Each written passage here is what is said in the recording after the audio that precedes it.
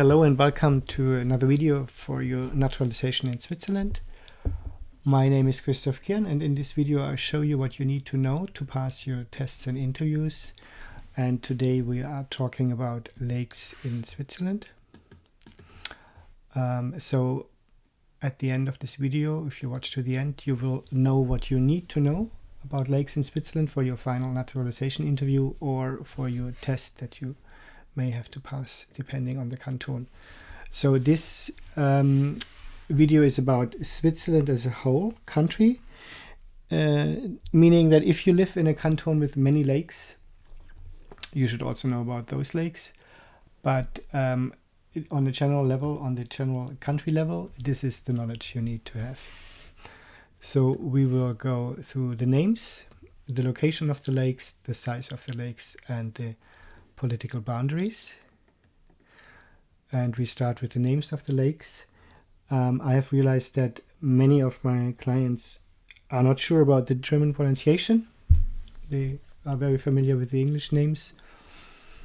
And therefore this is the 5 lakes we talk about today, and we go through them one at a time. So the first one, and the biggest one, is the Genfersee. It's Lake Geneva. In German it's Genfersee. And the second in the ranking is the Bodensee, Lake Constance, Bodensee. And then there's, this is a bit of a tricky one. I will talk about that a bit more later in the presentation. It's the Lago Maggiore. The German name is hardly used, would be Langensee.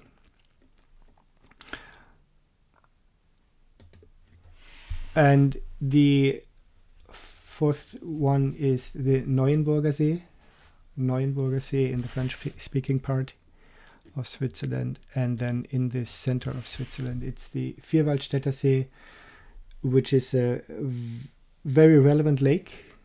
It's also very hard to pronounce, but it's very relevant for the history of Switzerland. So, Vierwaldstätter See.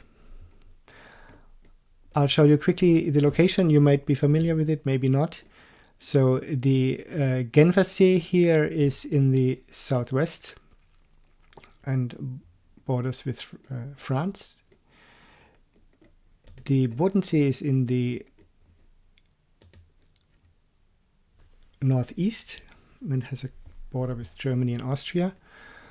And the Lago Maggiore in the south, in the Ticino, has a border with Italy, and it's only a very small part that is in Switzerland. So that is a bit of a trick answer here. So I will talk about that a bit more at the end when it comes to the question. The Neuenburger See in the western part,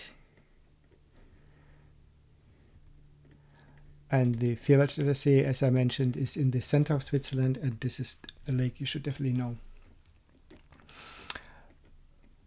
So this is the overview here with the names. You have the Genfersee in the southwest and the Neuenburger See here in the French-speaking part, Vierwaldstätter See in the center, and the Bodensee in the northeast, and the Lago Maggiore here in the south.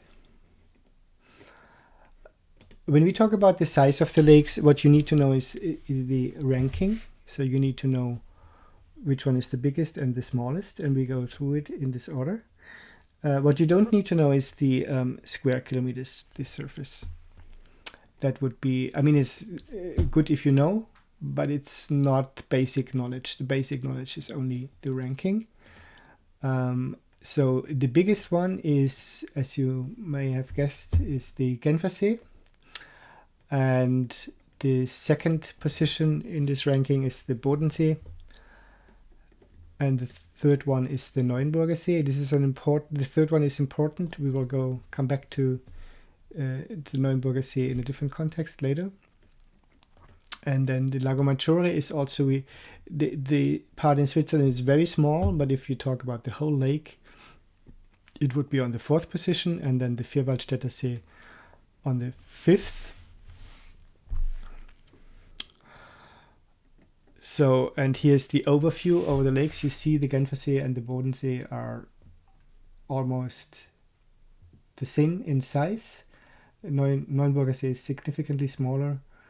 Lago Maggiore also significantly smaller, and the part in Switzerland is even smaller than this. This is the whole lake, and then the Vierwaldstätter See is about half the size of the Neuenburger See. There are also some distinguishing features that you need to know. So one question that often comes up is which one is the deepest lake? That would be the Genfer See. It's 310 meters deep.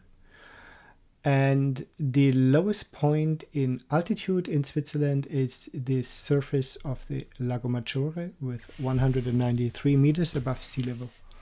That's the lowest point in the whole country. Political boundaries of the lakes, that's something you should be aware of because one question targets this topic. So the Genfer See, as we mentioned before, borders with France. The Bodensee has a border with Germany and Austria, and the Lago Maggiore with Italy, and then the Neuenburger See doesn't have a border with any other country, as well as the Vierwaldstätter See in the center of Switzerland.